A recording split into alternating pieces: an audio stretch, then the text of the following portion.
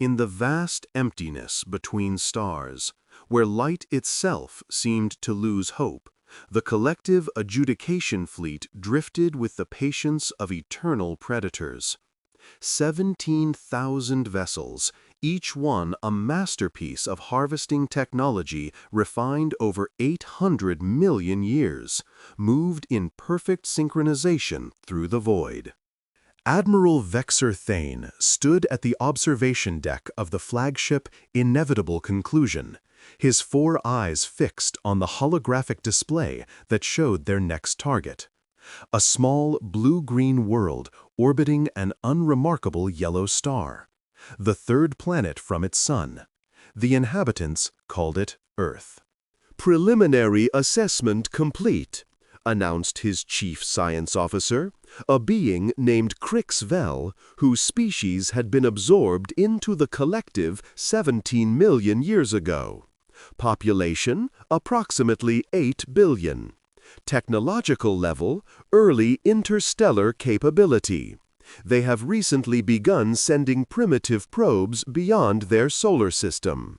Another young species, Vexor Thane mused, his mandibles clicking with what passed for satisfaction among his kind. How many is this now? This will be the 4,763rd species we have processed since the founding of the collective. The Admiral turned from the display, his massive form casting shadows across the deck. The collective had perfected the art of harvesting. They did not conquer through brute force alone. Such methods were wasteful, primitive. Instead, they had developed a system that was elegant in its efficiency. First, they would study. Then, they would offer a choice.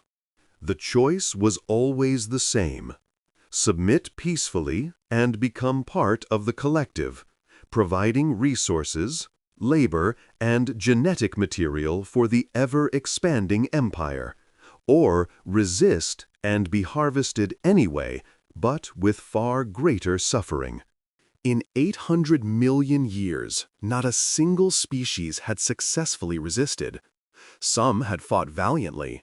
The crystalline beings of Zorthax Prime had held out for 300 years. The psychic hive minds of the Quella Nebula had managed nearly 500. But in the end, all had fallen. The mathematics were simply too overwhelming. The collective's resources too vast. Their technology too advanced. "Begin standard observation protocol," Vexor Thane ordered. "I want complete cultural, military, and psychological profiles within one standard cycle. Pay particular attention to their communication networks. I want to understand how they think." "As you command, Admiral." The observation probes, devices so small they could pass through planetary atmospheres undetected, so sophisticated they could tap into any electromagnetic transmission, were deployed in their millions. They scattered toward Earth like invisible locusts, ready to drink in every secret the humans possessed. Vexor Thane had no doubt about the outcome. The humans would be given the choice. They would resist, as young species always did, clinging to primitive concepts like freedom and self-determination. And then they would be harvested. It was not cruelty. It was simply the natural order of the universe. The strong consumed the weak. The collective had evolved beyond such emotional considerations as mercy or regret. They were the apex predators of the cosmos, and they had come to feed. What Vexor Thane did not know, could not possibly have known, was that Earth was about to become the single greatest miscalculation in the 800 million year history of the collective. For 3 months, the observation continued. The probes infiltrated every aspect of human civilization. They monitored military installations and corporate boardrooms. They eavesdropped on lovers' whispered conversations and children's bedtime prayers. They cataloged weapon systems and agricultural outputs, population centers, and transportation networks. Krixvel compiled the data with the meticulous attention to detail that had made her invaluable to the collective for the past 6 million years. She had studied thousands of species, had watched countless civilizations crumble before the might of the fleet. Each one had its own peculiarities, its own unique characteristics that made it briefly interesting before it became just another resource to be exploited. But as she studied humanity, she found herself increasingly unsettled. "Admiral," she said during one of their regular briefing sessions, "I must bring something to your attention." Vexor Thane looked up from the tactical display he had been examining. "Speak." "The humans are unusual." "All species are unusual in their own way. The Quilix communicated through bioluminescence. The Hrath reproduced by budding. Every civilization has its quirks." "This is different." Krixvel pulled up a series of holographic displays. "Look at their history." The Admiral's 4 eyes scanned the information. Wars. Millions of wars. Conflicts ranging from 2 individuals fighting over resources to global conflagrations that consumed hundreds of millions of lives. Genocide, slavery, cruelty on scales that would have been impressive even by collective standards. "They are violent," Vexor Thane observed. "This is not unusual for primitive species." "Keep reading." The Admiral did, and slowly his expression shifted. The same species that had committed such atrocities had also produced works of staggering beauty, music that could move listeners to tears, art that captured the essence of existence in ways that transcended language, literature that explored the depths of consciousness with remarkable sophistication. More remarkably still, the violence existed alongside acts of equally extreme compassion. Humans who threw themselves on grenades to save their comrades. Strangers who donated organs to people they would never meet. Entire organizations dedicated to helping the poorest and most vulnerable members of their species. "They are contradictory," Krixvel said. "I have never seen such extremes coexisting within a single species. Most civilizations trend toward one pole or the other as they develop. The humans seem to maintain both simultaneously." "A psychological instability," Vexor Thane suggested. "It may make them easier to manipulate." "Perhaps, but there is more." Krixvel changed the display. "Look at their technological development." The timeline appeared in the air between them. For hundreds of thousands of years, humans had remained primitive, barely distinguishable from the animals they shared their world with. Then, suddenly, explosively, everything changed. In the span of 10,000 years, they went from stone tools to nuclear weapons, Krixvel said. In the past 200 years alone, they have progressed from horse-drawn transportation to spacecraft capable of leaving their solar system. Rapid development is not unheard of. Not at this rate. Admiral, I have studied 4,000 species. I have never seen technological acceleration like this. They are not behaving according to any model I have ever observed. Vexor Thane considered this. "And you believe this makes them dangerous?" "I believe it makes them unpredictable. And in my experience, unpredictability is the most dangerous quality a species can possess." The Admiral was quiet for a long moment. Then he made a sound that his species used to express dismissal. "Your concerns are noted, Science Officer. But unpredictability is merely a function of insufficient data. Continue your observations. We will proceed according to standard protocol." "As you command, Admiral." But as Krixvel returned to her work, she could not shake the feeling that they were missing something important, something that would change everything. The transmission began broadcasting on a Tuesday. It started from a small facility in New Mexico, a collection of radio telescopes that humans used to search for signs of extraterrestrial life.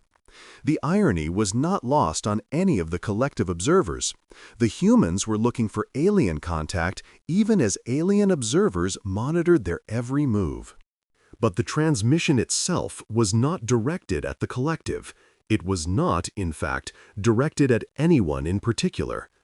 It was simply a message broadcast into the void with the blind hope that someone, somewhere, might be listening. The message was in multiple formats: mathematical sequences, pictographic representations, and finally, audio and video content. It was designed to be understood by any sufficiently intelligent species, a universal greeting from humanity to the cosmos.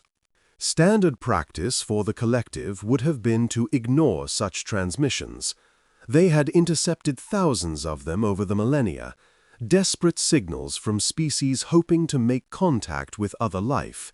Such naivety was almost endearing. But something about this particular transmission caught the attention of a junior analyst named Threx Nor. Perhaps it was the unusual complexity of the message. Perhaps it was the strange emotional resonance of the musical compositions included in the data packet. Or perhaps it was simply fate. Whatever the reason, Threx Nor decided to investigate further. He began decoding the full content of the transmission, translating the human languages into collective standard, analyzing the images and sounds with the full power of the flagship's computational systems. What he found would alter the course of galactic history. "Admiral, you need to see this." Vexor Thane looked up from his tactical display with irritation. He had given specific orders not to be disturbed during his strategic planning sessions. This had better be important, analyst. "It is, Admiral. I believe we may have made a critical error in our assessment of the humans." The Admiral's 4 eyes narrowed. "Explain." Threx Nor transferred the data to the main display. "I have been analyzing a transmission that the humans broadcast into space. It contains a comprehensive overview of their species, their history, their culture, their achievements, their aspirations. Standard first contact protocols. We have seen similar messages from hundreds of species." "Yes, Admiral, but the content of this message is unprecedented." The display lit up with images, sounds, data. Threx Nor had organized it into a coherent narrative, a story of humanity told in their own words and images. "Begin playback," Vexor Thane ordered. The message started with mathematics, the universal language of intelligent species, prime numbers, geometric principles, the basic building blocks of scientific understanding. This was expected, routine. Then came the history. The display showed humans in their earliest forms, primitive beings struggling to survive on a hostile world. They faced predators far more powerful than themselves, climates that threatened to exterminate them, diseases that ravaged their populations. By every reasonable metric, they should have gone extinct. But they didn't. Instead, they learned. They adapted. They created tools and developed language and built communities. They tamed fire and domesticated animals and developed agriculture. They built cities and empires and civilizations. And then they began to kill each other. The Admiral watched as the message displayed humanity's wars, their brutality, their savagery, their seemingly limitless capacity for destruction. World wars that consumed millions of lives, weapons that could end civilization itself, ideologies that drove entire populations to madness. "We have already observed this," Vexor Thane said impatiently. "Violent species are common." Keep watching, Admiral. The message continued, and now it showed something else. After each catastrophe, humanity rebuilt. After each war, they sought peace. After each failure, they tried again. They created international organizations to prevent future conflicts. They developed systems to feed the hungry and heal the sick. They reached for the stars. But it was the next section that made Vexor Thane's blood run cold. The transmission included a detailed analysis of humanity's response to existential threats: asteroid impacts, supervolcanic eruptions, ice ages, pandemics, climate change, nuclear war. Each time the humans had faced extinction. Each time they had survived. "Admiral," Threxnor said quietly, "do you understand what this means?" Vexor Thane was silent. They have been fighting for survival since the moment they came into existence. Their entire evolutionary history has been one continuous battle against extinction. They are not just a violent species. They are a species that has been forged in violence, tempered by catastrophe, hardened by the constant threat of annihilation. "Many species face challenges," the Admiral said, but his voice lacked conviction. "Not like this.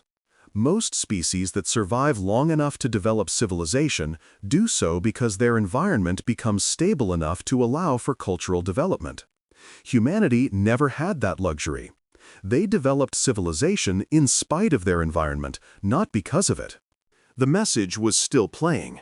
Now it showed humanity's space program, their primitive rockets, their first tentative steps beyond their atmosphere, their moon landings and space stations and Mars rovers. "They started exploring space less than a century ago," Threxnor said. "In that time, they have sent probes to every planet in their solar system. They have walked on their moon. They are actively planning missions to other planets." Primitive achievements. Achieved in less than a single lifetime. "Admiral, the collective took 3,000 years to develop interplanetary travel. The humans did it in decades." Vexor Thane felt something he had not experienced in millions of years. A cold sensation spreading through his thorax. A tightening of his respiratory membranes. Fear. "There is one more thing," Threxnor said. "The message includes a section on their philosophical understanding of the universe. I think you should hear this." The display changed to show a human, a female, according to the morphological analysis. She was elderly, with white hair and deeply lined features. But her eyes were sharp, intense, alive with intelligence. She spoke in the human's dominant language, her words translated in real time by the collective's systems. "To whatever beings may receive this message, we know you're out there. The mathematics of the universe make it virtually certain that other intelligent life exists. We have been searching for you, hoping to find evidence that we are not alone. But we also know that the universe can be dangerous. We have seen it in our own history, the strong preying on the weak, the powerful exploiting the vulnerable. We know that any species capable of reaching us across the vast distances of space might also be capable of destroying us. And yet, we send this message anyway, because that is who we are.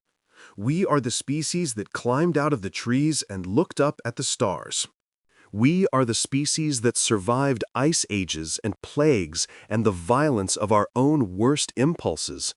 We are the species that dreamed of flying and then built machines that carried us into orbit. We have been knocked down countless times. We have made terrible mistakes. We have hurt each other in ways that still haunt us, but we have always gotten back up. We have always found a way to move forward. So to you, whoever you are, if you come in peace, we welcome you with open arms and open hearts. We will share everything we have, everything we know, everything we are. We believe that the universe is vast enough for all forms of life to flourish. But if you come as conquerors, as exploiters, as predators, know this: we will fight. We will fight with everything we have. We will fight with weapons and words and ideas. We will fight until the last human draws their final breath. And even then, we will find a way to hurt you, because we are humanity, and we do not give up. We never give up, not ever. This is our message to the stars. We are here. We are alive, and we intend to stay that way. The transmission ended. The bridge was silent. Vexor Thane stared at the now dark display. In 800 million years, he had never heard anything like this. Not from the peaceful species that surrendered immediately. Not from the warlike species that fought until they were destroyed. Not from anyone. This was something new, something that did not fit any of the collective's models. This was a species that knew it was small and vulnerable and chose to be defiant anyway. A species that had looked into the void, seen the dangers that lurked there, and decided to challenge them. For the first time in his ancient life, Admiral Vexor Thane was uncertain what to do. The emergency council session was held in the heart of the inevitable conclusion, in a chamber that had witnessed the planning of 4,000 conquests.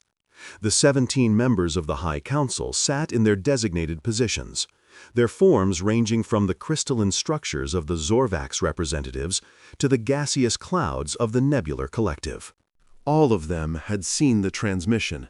All of them had felt the same unease that now gripped Admiral Vexor Thane. "This changes nothing," declared Overseer Krexvorn, a massive being whose species had been among the founding members of the collective. His voice resonated through the chamber like thunder.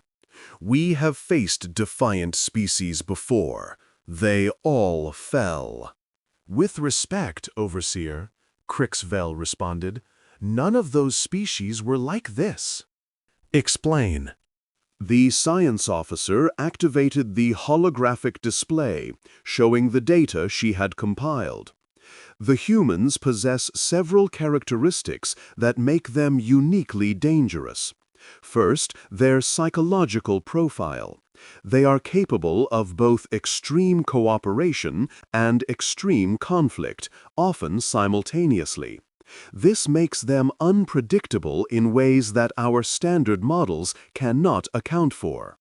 "Unpredictability is merely chaos," Krexvorn said dismissively. "Chaos cannot defeat order." "Second," Krixvel continued, "their technological development rate is unprecedented. In the time it took us to develop basic spaceflight, they went from stone tools to nuclear weapons.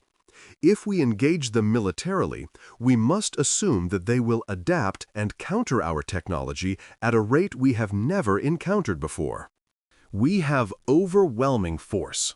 Adaptation is irrelevant if they are destroyed before they can respond." Third, and most importantly, their psychological resilience. Every species we have ever encountered has had a breaking point, a threshold of pressure beyond which they surrender or collapse.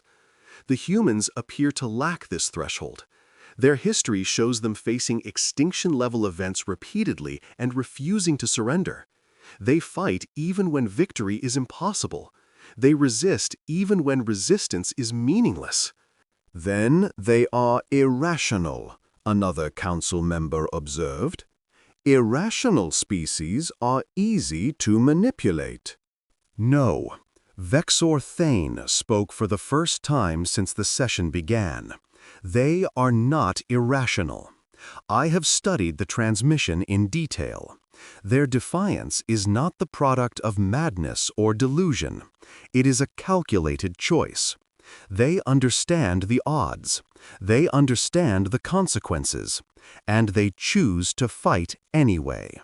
Why? Krexvorn demanded. Because they believe that existence without freedom is not worth having. They would rather die as themselves than live as our slaves. The Admiral paused. And they believe, truly believe, that they can win. Against any odds, against any enemy. The chamber was silent. This was a concept that the collective struggled to comprehend. For 800 million years, they had been the ultimate power in their region of the galaxy. The idea that a primitive species could genuinely believe they could defeat them was absurd. And yet, the transmission was evidence that such a belief existed. "We are overthinking this," declared War Master Thrax Kull, a being whose sole purpose was the coordination of military operations. The humans are a Type 0.7 civilization on the Kardashev scale. We are Type 3. The difference in power is so vast that it defies comparison. A single one of our vessels could sterilize their planet in hours. We have 17,000 vessels. The War Master is correct, Krexvorn agreed. This discussion is unnecessary. We will proceed with standard protocol. Deliver the ultimatum. When they refuse, and they will refuse, we will harvest them. Their defiance will end when their atmosphere burns. Vexor Thane felt the fear again, that cold sensation spreading through his body. "Overseer, I must formally register my concerns." "Noted and overruled. Admiral, you will proceed with the operation. Deliver the ultimatum." "Yes, Overseer." As the council session ended and the members dispersed, Krixvel approached the Admiral. "You do not believe this will end well." "I believe we are about to make a terrible mistake," Vexor Thane admitted. "But I have my orders." "And you will follow them?" "I have followed orders for 600 million years. It is what I am."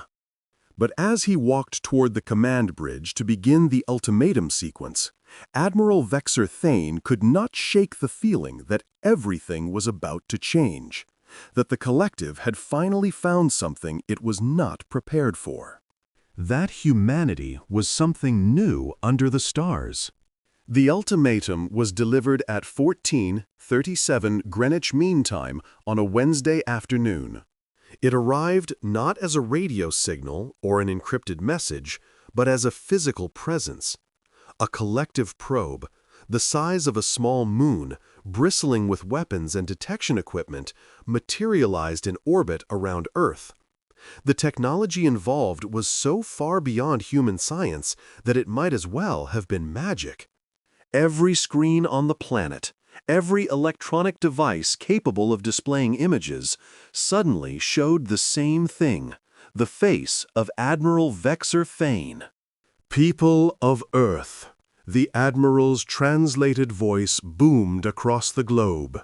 "I am Admiral Vexor Thane of the Collective Adjudication Fleet. We have observed your species for 3 of your months. We have catalogued your capabilities, your resources, your potential." Panic spread across the planet. Air raid sirens wailed in cities worldwide. Military forces scrambled to action stations. Governments went into emergency session. Billions of humans looked up at the sky, knowing that something had fundamentally changed. "The collective has existed for 800 million of your years," the Admiral continued. "We have absorbed 4,762 species into our empire. We offer you now the same choice we have offered to all of them." The display shifted, showing images of the collective's might, the 17,000 ships, the conquered worlds, the endless resources at their command. It was a demonstration of power so overwhelming that it defied comprehension. Choice 1. You may surrender peacefully. Your species will be integrated into the collective. Your resources will be harvested efficiently. Your genetic material will be cataloged and preserved. A percentage of your population will be allowed to continue existing in service roles. This option minimizes suffering and preserves the continuation of your species, albeit in a diminished capacity. The images changed again, showing the fates of species that had chosen this option.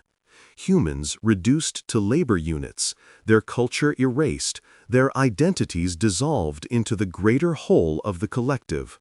Choice 2. You may resist. This option inevitably results in the complete annihilation of your species. Your world will be sterilized, your population eliminated, your resources harvested regardless. The only difference is the amount of suffering involved. The admiral's face returned to the screen, his 4 eyes seemingly staring into the soul of every human watching. You have 48 of your hours to decide. When that time expires, the fleet will advance. If you have not surrendered, you will be harvested. This is not a threat. It is simply the reality of the universe. The strong consume the weak. It has always been so. It will always be so. The transmission ended. The probe remained in orbit, a constant reminder of the choice that had been presented. For a moment, just a moment, the entire planet was silent. And then, humanity began to respond. The first response came from a small radio station in Kansas. A teenage girl who had been working as an intern during the transmission walked to the microphone and began to speak. "I don't know if anybody's listening," she said, her voice trembling but determined. "I don't know if this matters, but I want to say something." She took a deep breath. "My grandpa fought in World War II. He was at Normandy. He told me stories about that day, about watching his friends die, about being so scared he could barely move, about thinking that there was no way they could win against the German defenses." She paused. But they did win, not because they weren't scared, because they were terrified. But they went anyway. They climbed out of those boats and they ran toward the guns because they believed that some things were worth dying for. Across the country, people stopped what they were doing. They listened.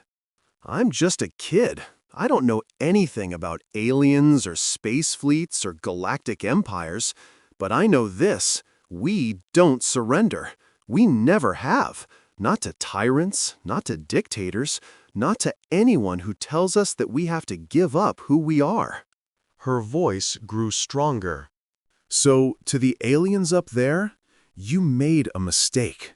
You thought we were weak because we're small. You thought we were cowards because we're scared. But fear doesn't make us weak. It makes us fight harder. It makes us dig in. It makes us the kind of species that climbed out of caves and built rockets to the moon." She looked up at the ceiling, as if she could see the probe in orbit above. "You want to harvest us? Come and try. We'll fight you with everything we have. And when you think you've beaten us, we'll keep fighting. And when there's only one of us left, that last human will be clawing at your eyes and screaming defiance." She smiled. "That's who we are. That's what you're dealing with. And I don't think you're ready for it." The broadcast ended, but the words spread. Within hours, the teenager's message had been translated into every language on Earth. It had become a rallying cry, a symbol of humanity's response to the ultimatum. And it was only the beginning. The next 48 hours were unlike anything in human history. Governments that had been adversaries for decades set aside their differences, Russia and the United States, China and Japan, India and Pakistan. The petty conflicts that had seemed so important just days before were suddenly irrelevant in the face of extinction. Military forces coordinated at unprecedented levels. Every weapon, every soldier, every resource was mobilized. It was the greatest combined human effort since the species had first developed civilization.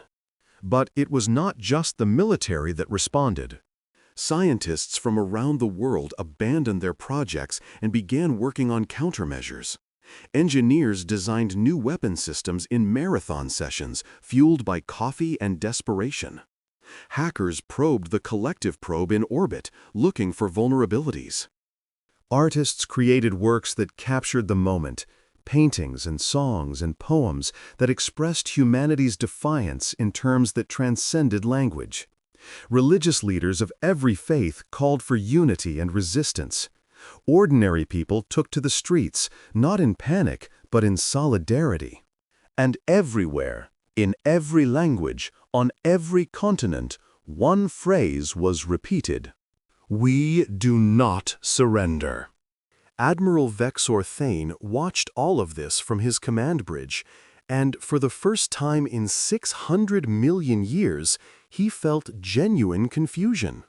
This was not how species were supposed to respond to the ultimatum. The pattern was always the same: initial shock, frantic attempts at negotiation, gradual acceptance of the inevitable, and finally, surrender.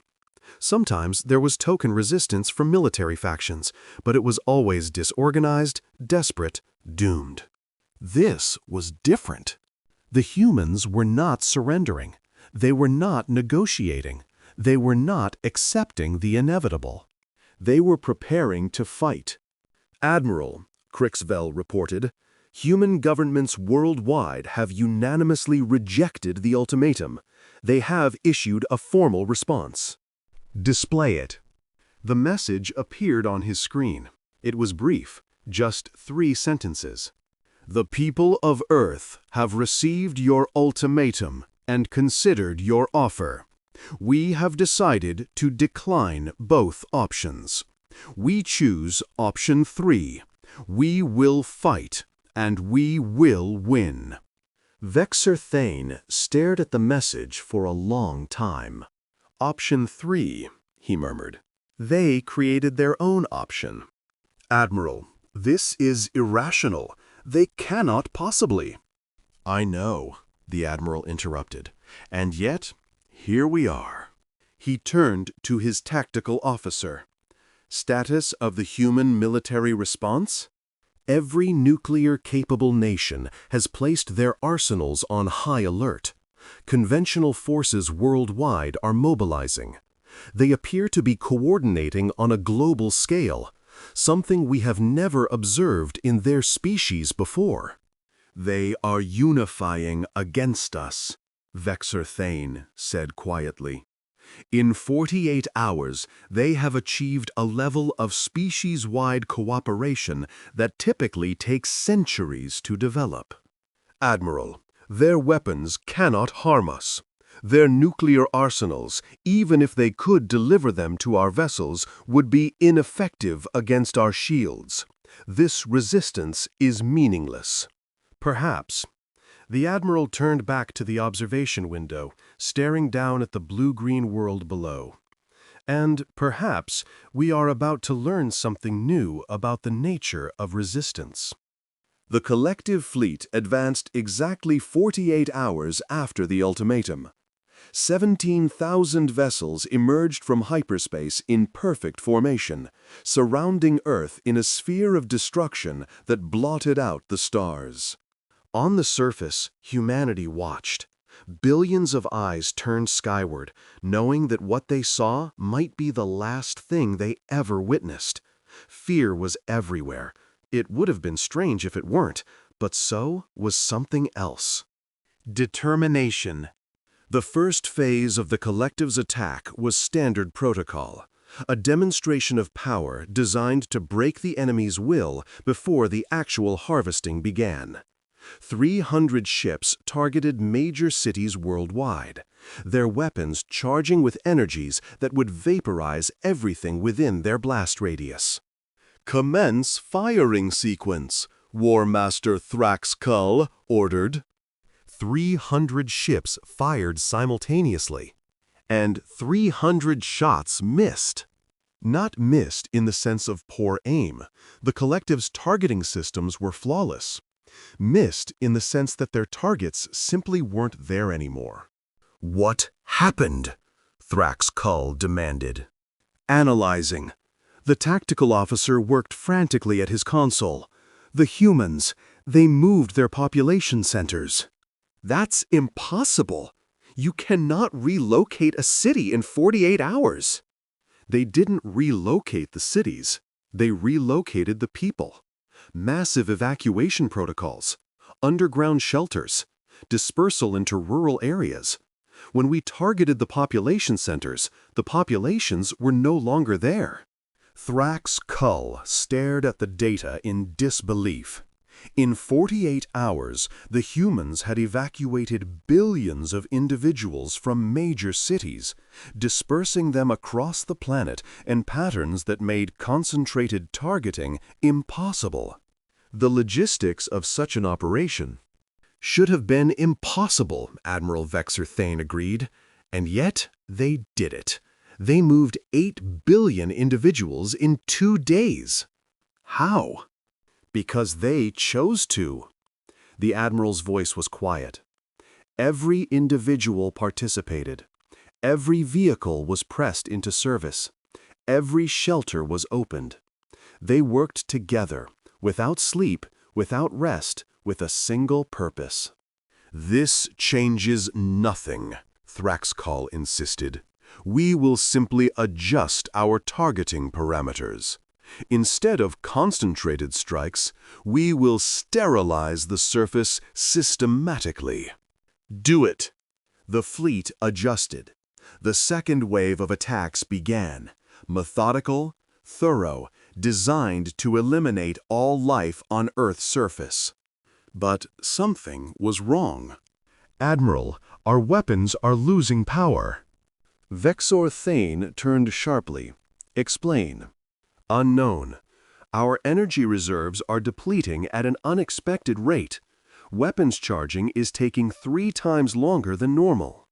The humans have no technology capable of affecting our energy systems." "No technology that we detected," Crixvel interjected. "But they had 48 hours, and as we have established, they are remarkably quick learners."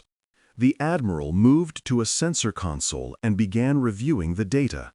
What he found made his blood run cold. They repurposed their radio telescopes. What? Every radio telescope on the planet, every satellite dish, every broadcasting antenna.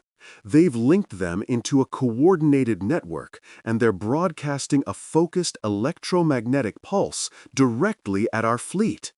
That should have no effect on our shielding. It shouldn't, but they've somehow tuned it to resonate with the harmonic frequency of our power cores. The interference is minor, perhaps a 5% reduction in efficiency, but across 17,000 ships? They're draining our power, Thrax Kull realized. Slowly. So slowly that our systems didn't initially flag it as an attack. But it's cumulative, and it's getting stronger. The War Master's massive form shifted with agitation. "This is impossible. They couldn't have developed this technology in 48 hours. They couldn't even have understood our power systems in that time." "Apparently," Admiral Vexor Thane said slowly, "they could." On Earth's surface, Dr. Sarah Chen allowed herself a brief moment of satisfaction. The plan had been desperate, a long shot cobbled together by a team of exhausted scientists working on nothing but caffeine and terror. They had analyzed every scrap of data from the collective probe in orbit, looking for any weakness, any vulnerability. They had found one. The collective's technology was ancient. 800 million years of refinement had made it incredibly powerful, but also rigid. Their systems operated on fundamental principles that had remained unchanged for eons, because those principles worked. But that very consistency was a vulnerability. If you knew the parameters, you could exploit them. "Power drain is at 7% and climbing," her assistant reported. "Their weapons fire rate has decreased by 12%. "Keep the signal focused. Every satellite, every dish, everything we have. We're pushing the equipment past its limits. We're going to start losing transmitters. Then we'll use amateur radio. We'll use car antennas. We'll use tinfoil hats if we have to. Whatever it takes to keep that signal going." Across the globe, similar scenes were playing out. Amateur radio operators joined the effort, adding their small contributions to the planetary network. Ham radio enthusiasts, who had never imagined their hobby would matter, directed their equipment skyward. Even cell phone towers were repurposed to add their signals to the interference pattern. It was a patchwork solution, improvised and imperfect, but it was working. And it was only the beginning. "Admiral, we have a new problem." Vexor Thane was beginning to hate that phrase. Report. "Human spacecraft are launching, hundreds of them." The tactical display updated. Sure enough, rockets were rising from launch sites across the planet. The primitive chemical propulsion systems that the humans used for their early space exploration. They cannot seriously believe those vehicles pose a threat to us. Analysis suggests they are not designed to attack us directly. They appear to be carrying packages. Packages? Unknown contents. We are attempting to intercept. The collective's defense systems activated, targeting the rising rockets with precision weapons designed to eliminate threats far more sophisticated than chemical-powered cylinders. Most were destroyed within seconds of launch. But not all. Some made it through, their chaotic, spiraling trajectories confusing the targeting systems that expected enemies to behave rationally. Some were protected by the sheer volume of launches. There were so many rockets that the defense systems couldn't track them all. And some, inexplicably, seemed to be coated in a material that partially reflected the targeting sensors. "Admiral, several packages have achieved orbit. They are dispersing their contents." What contents? The answer came a moment later, as the sensors finally identified what the humans had launched. Debris. Not weapons, not bombs, just garbage, scrap metal, old satellites, decommissioned equipment, all of it cut into jagged, irregular pieces that tumbled through space in chaotic, unpredictable patterns. "They're filling orbital space with shrapnel," Crixvell realized. "It's primitive, but—" "But our shields are optimized for energy weapons," Vexor Thane completed the thought. "Physical impacts at orbital velocities will still require power to deflect, power we can no longer spare." The debris clouds were expanding, creating zones of space that the fleet would need to navigate carefully. Each piece of shrapnel was a potential drain on their already compromised shields. The humans had turned their own orbit into a minefield. "This is merely a delaying tactic," Thrax Kull insisted. "We will clear the debris and continue the attack."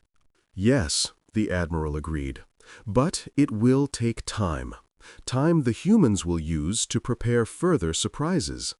He looked at the tactical display, at the chaos the humans had created in just hours of combat. They were outmatched in every measurable way. Their technology was primitive. Their weapons were useless. Their population was defenseless. And yet they were fighting, and they were making a difference.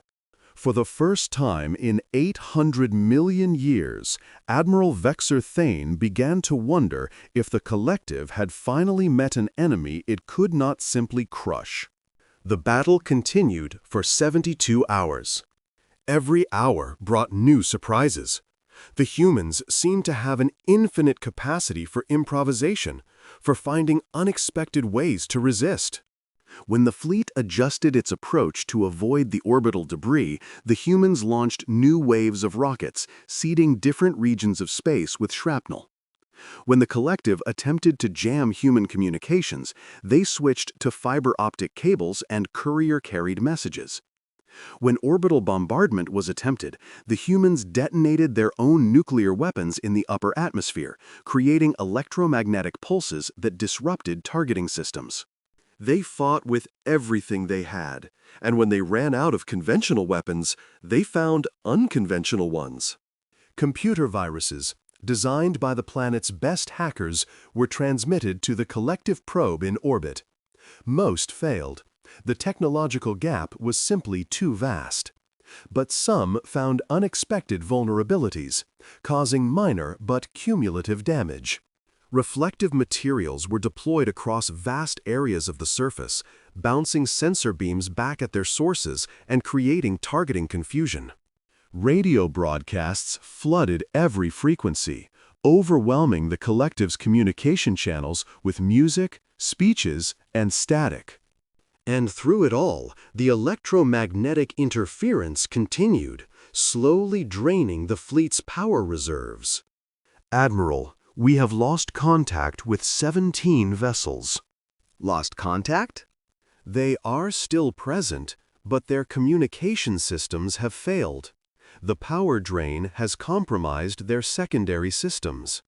Vexor Thane processed this information. The power drain was now at 23% and climbing.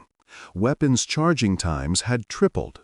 Shield efficiency was beginning to degrade. "This is unsustainable," Thraxcool said. "We must commit to a full assault. Accept the losses and overwhelm them with pure force." War Master, we have already committed more resources to this engagement than we have to any conflict in the past 10 million years. The humans are not weakening, they are adapting. Then we adapt faster. We are the collective. We have conquered species that were far more advanced than these primitives. Yes, the Admiral agreed. And in every case, we did so because we understood our enemy. We found their weaknesses. We exploited their psychology. But the humans have no weaknesses that we can effectively target. Their psychology is incomprehensible. They have weaknesses. All species do. Then tell me, War Master, what is the human breaking point? We have killed millions of them. We have destroyed their cities. We have demonstrated power beyond their comprehension. And they are fighting harder than when we started. Where is the point at which they surrender? Thrax Kull was silent. "I have studied 4,000 species," Crixvel said quietly. "I have never seen anything like this. The humans are not fighting because they believe they can win. They are fighting because they believe that resistance itself has value. Even if they all die, they will die having resisted, and that, to them, is victory." That is madness. Perhaps, but it is madness that we have no answer for. On Earth, humanity watched the impossible battle unfold. The collective's attacks continued, but they were slower now, less coordinated. Ships that had seemed invincible were showing signs of strain. Some had gone dark entirely, their systems compromised by the power drain. And still, humanity fought. The cost was enormous. Cities lay in ruins. Millions were dead. The infrastructure of human civilization was crumbling under the assault, but the spirit of resistance remained unbroken. In a bunker deep beneath what had once been the Swiss Alps, the leaders of Earth's unified government gathered to assess the situation. "We can't win this," the American representative said, his voice hoarse from days of constant crisis management. We're buying time, but time for what? Eventually, their reserves will outlast ours. Perhaps, the Chinese delegate agreed. But we have achieved something unprecedented. We have made them bleed. For the first time in their history, they are facing an enemy that will not submit. Small comfort when we're all dead. Is it? The Indian representative leaned forward. We have sent a message that will echo across the galaxy. We have proven that even the smallest, weakest species can resist the most powerful empire. That message will survive, even if we do not. I'd rather survive. So would I. But if we cannot, if this is truly the end, then at least we will have shown the universe what humanity is made of. The next species the collective threatens will know that resistance is possible. They will know that the collective can be hurt. And perhaps they will fight too. The room was silent. Then we continue. The Russian representative said finally, "We fight until we can't fight anymore. And then we find another way to fight." There was no disagreement. 144 hours into the battle, the impossible happened. A collective vessel, the absolute certainty, a cruiser-class ship that had participated in thousands of successful harvesting operations, went dark. Its power systems, compromised beyond recovery by the cumulative effects of the electromagnetic interference, failed catastrophically. The vessel drifted, powerless, its crew unable to operate essential systems. Within hours, without the sophisticated life support that the collective had come to take for granted, the first crew members began to die. It was a single ship out of 17,000, a fraction of the fleet's total strength. By any rational measure, it should have been insignificant. But it wasn't. News of the absolute certainty's fate spread through the fleet like wildfire. For 800 million years, collective vessels had been functionally invincible. They did not fail. They did not fall to enemy action. They certainly did not go dark because a primitive species had improvised a desperate countermeasure. And yet, here was proof that they could. More vessels began to fail. The eternal dominion, the final word, the unstoppable force. One by one, ships that had seemed invincible went dark, their crews struggling against systems that no longer functioned. "Admiral," Crixvell reported, her voice carefully neutral, "we have lost 217 vessels to power failure. Another 412 are experiencing critical system degradation. At current rates of decline, we will lose operational capacity within 48 hours. Recommendations? Withdraw. Retreat to safe distance. Restore power reserves. And reconsider our approach." The War Master will never agree to that. The War Master is not the one watching our fleet die around us. Vexor Thane was quiet for a long moment. "Crixvell, in your professional opinion, can we still win this battle through force?" The humans continue to adapt faster than our models predict. Every countermeasure we deploy, they find a response. If we commit fully, we may overwhelm them, but we may also suffer losses unprecedented in collective history. And if we withdraw? The humans will have time to fortify further. They will develop new technologies based on what they have learned from this engagement. Any future assault will be even more difficult. So we cannot advance, and we cannot retreat. It would appear so, Admiral. For the first time in his ancient life, Vexor Thane faced a situation he did not know how to handle. Every option led to outcomes that were unacceptable, Every choice carried costs that the collective had never before had to pay. He made a decision. Open a communication channel to Earth. Krixvel's eyes widened. Admiral? Do it. The transmission reached every screen on the planet, just as the ultimatum had.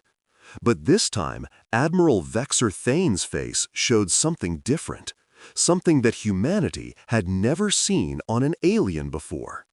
Uncertainty.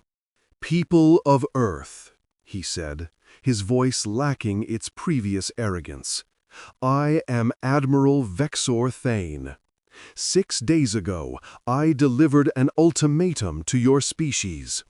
I offered you 2 choices: submission or destruction. Around the world, people stopped what they were doing. In bunkers and shelters, in hospitals treating the wounded, and command centers coordinating the resistance, every human who could hear the transmission listened. You rejected both options. You created your own choice. You chose to fight. The Admiral paused. In 800 million years, no species has ever done what you have done. No species has ever fought as you have fought. No species has ever hurt us as you have hurt us. Another pause. Longer this time. I am authorized to offer a new option. The collective proposes a cessation of hostilities. Not a surrender. We do not surrender. But a pause. An opportunity to discuss terms that might be acceptable to both parties. On Earth, humans looked at each other in disbelief. Was this possible? Was the collective, the all-powerful, invincible collective, asking for peace? I will transmit coordinates for a meeting location, neutral territory. A delegation from your species will meet with representatives of the collective. We will talk. The word seemed to cost him effort.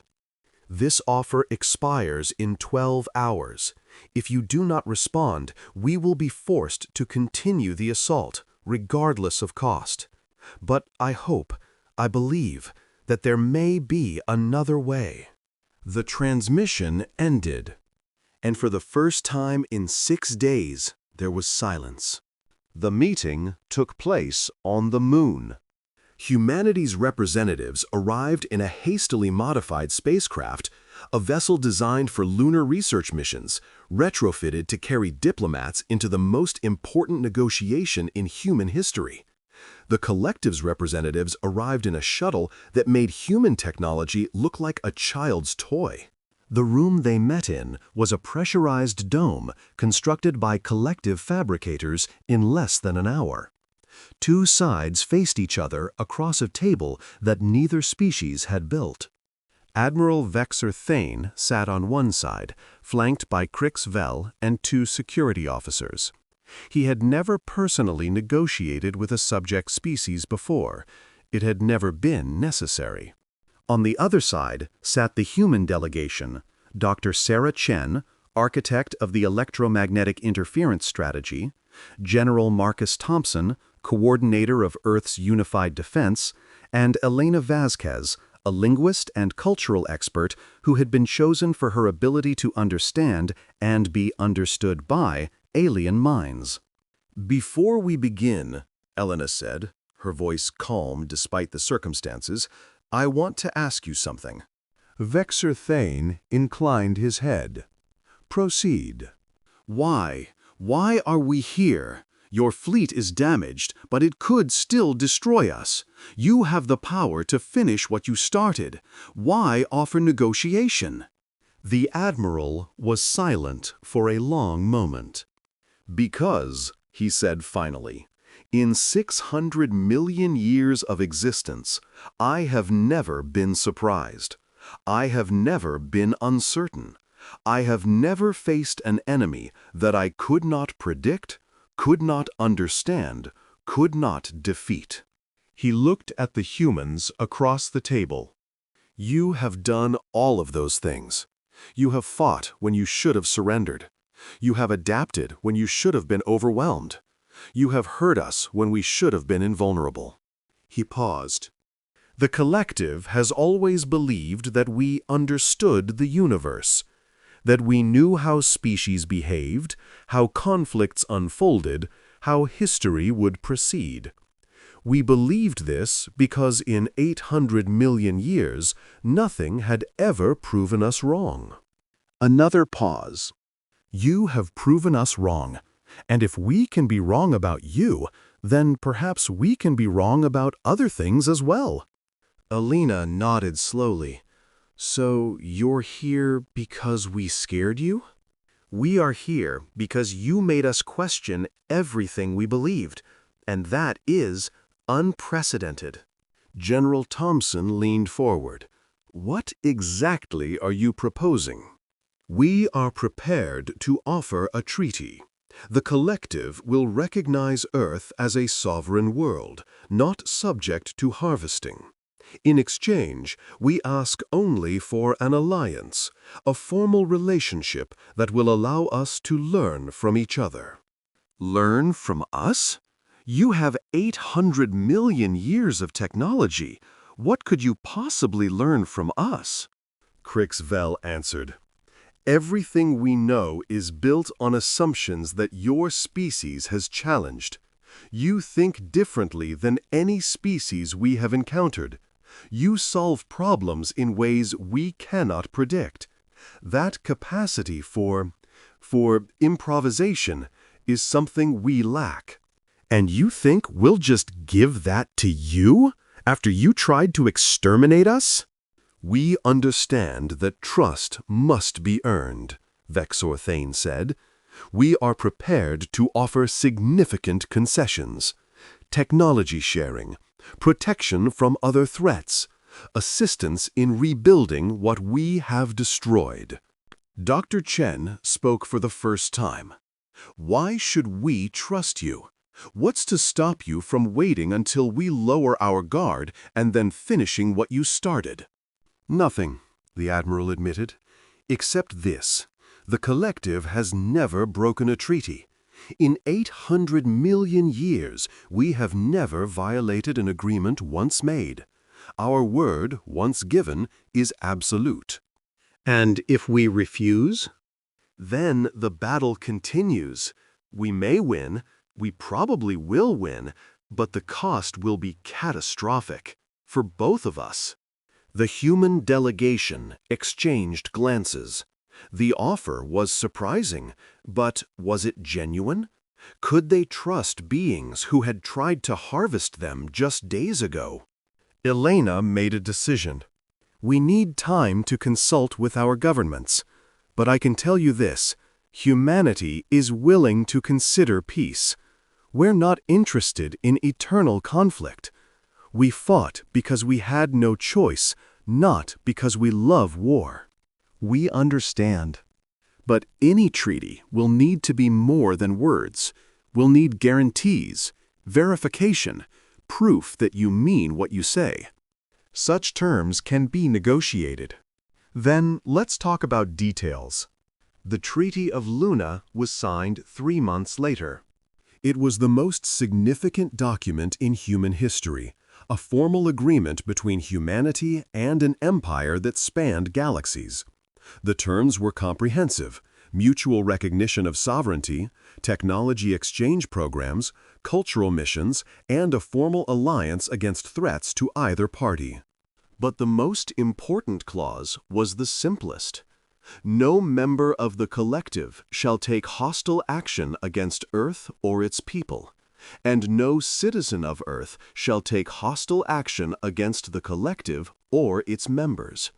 This agreement shall remain in force until the end of time. The signing ceremony was broadcast across both civilizations.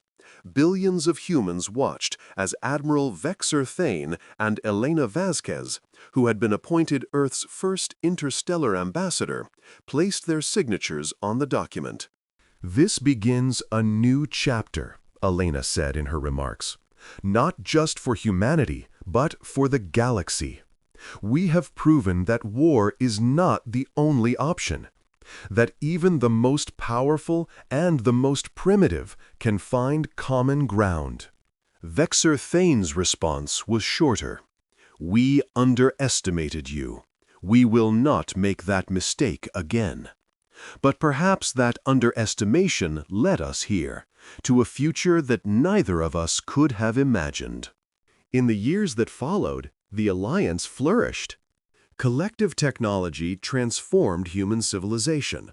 Diseases that had plagued humanity for millennia were cured. Energy became unlimited. Travel between stars became routine. But the exchange went both ways. Human creativity, human adaptability, human resilience, these qualities spread through the collective like a beneficial infection. Species that had stagnated for millions of years began to change, to grow, to question assumptions they had never before examined. The collective itself began to transform. The rigid hierarchy that had defined it for 800 million years started to soften.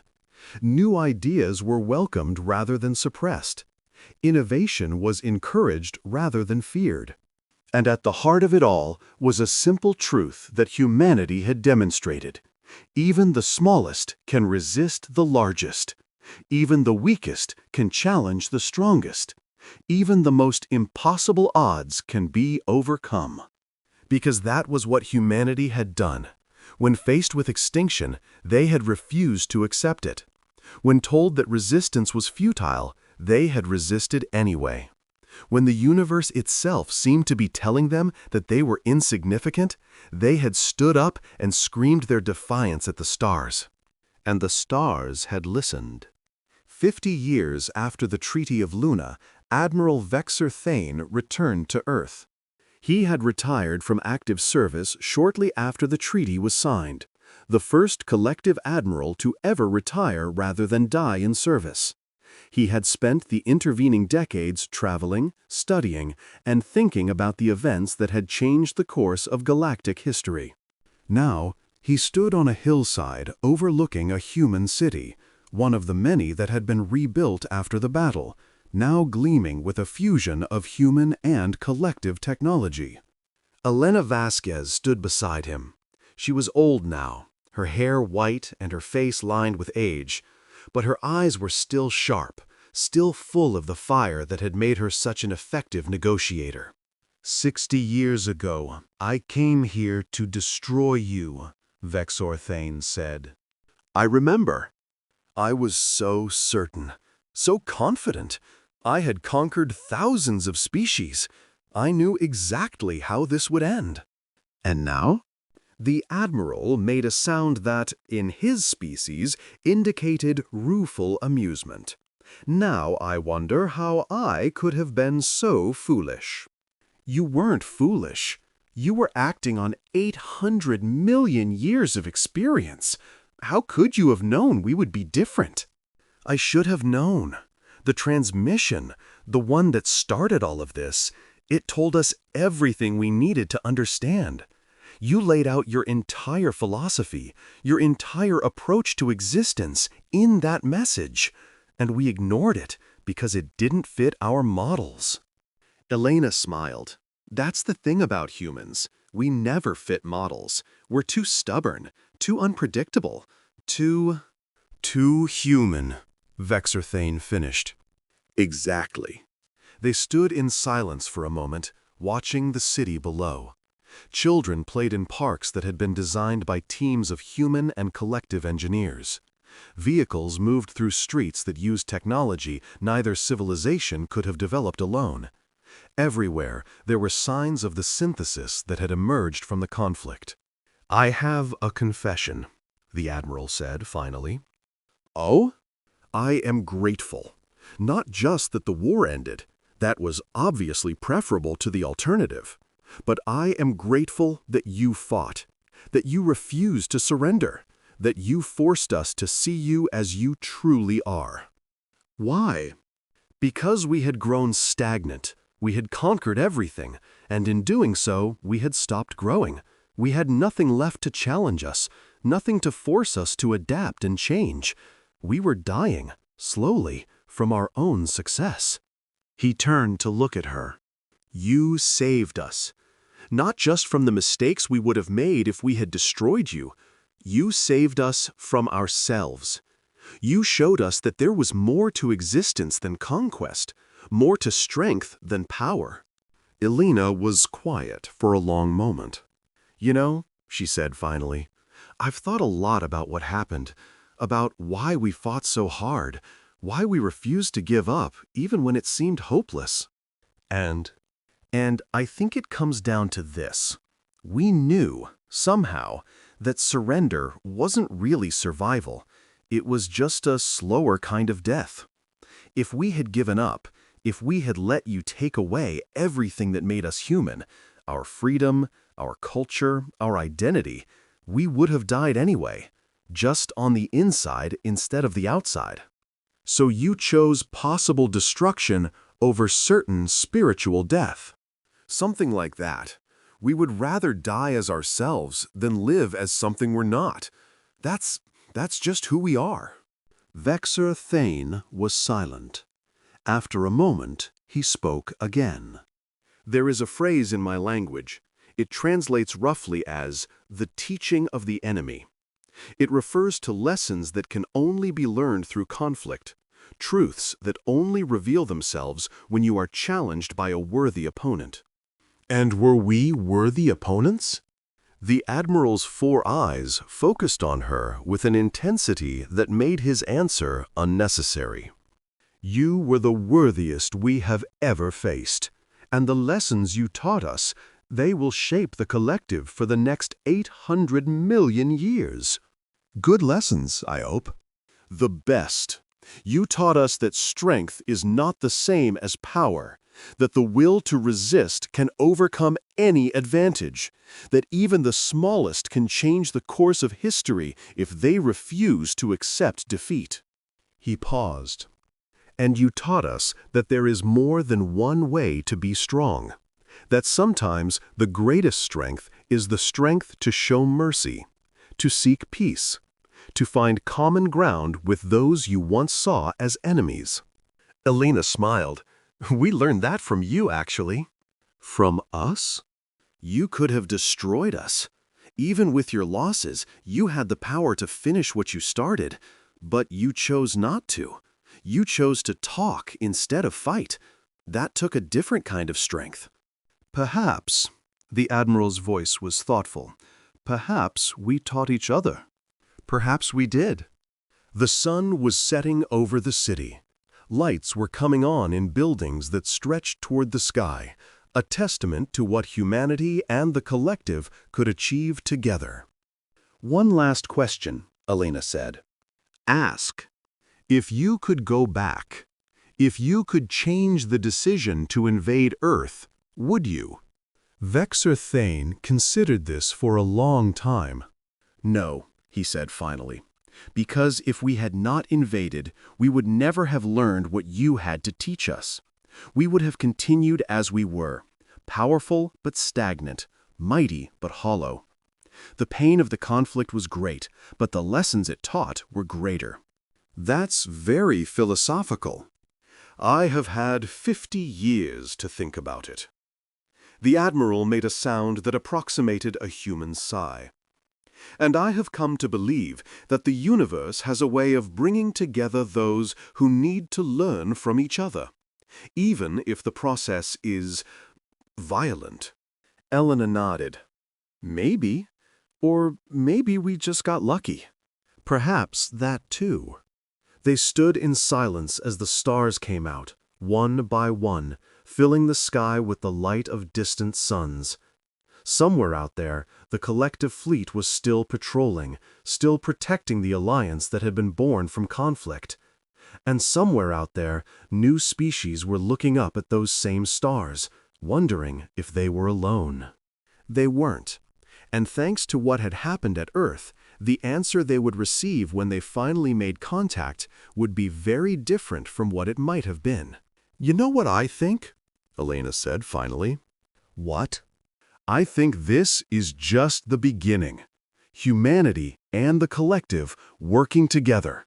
There's nothing we can't accomplish, no problem we can't solve, no challenge we can't face. You sound very confident. I am, because I've seen what we can do when we're pushed to our limits, and I've seen what you can do when you're willing to change. Put those together. She smiled. Put those together, and the universe had better watch out. Admiral Vexor Thane made the sound that indicated agreement in his species. The universe had better watch out indeed. Together, human and alien watched the stars, and somewhere in the vast reaches of space, the universe itself seemed to tremble, not with fear, but with anticipation. Because something new had been born. Something that had never existed before in all the long history of the cosmos. A partnership, a friendship, a future. And it was just getting started. Epilogue. 1,000 years later. The recording was old, ancient by human standards, barely a footnote by the collective's reckoning. But the students watching it in the Academy of United Civilizations knew its importance. On the screen, an elderly human woman stood on a hilltop, accompanied by an alien of immense age. They were watching stars come out over a city that no longer existed, replaced centuries ago by technologies neither could have imagined. This is the transmission that started everything. The instructor, a being whose species had joined the Alliance 300 years after its founding, told the class. Ambassador Elena Vasquez and Admiral Vexor Thane, two individuals who should have been enemies but chose to be friends. The recording played. Words spoken 1,000 years ago filled the room, as fresh and relevant as the day they were uttered. I think this is just the beginning, the long-dead ambassador said. Humanity and the collective working together, there's nothing we can't accomplish. The instructor paused the recording. She was right, they said. In the 1,000 years since this recording was made, the Alliance has grown to include over 800 species. We have cured diseases that plagued civilizations for millions of years. We have unlocked the secrets of faster-than-light travel. We have even begun to explore other galaxies. The students, beings of a dozen different species, some human, some collective, some newer members, listened with the attention that such a moment deserved. But the most important thing we have accomplished, the instructor continued, is proving that conflict is not inevitable, that even the greatest enemies can become the greatest friends, that the choice between submission and destruction is not the only choice. They gestured at the paused image of Elena and Vexor Thane. 1,000 years ago, these two individuals changed the course of history.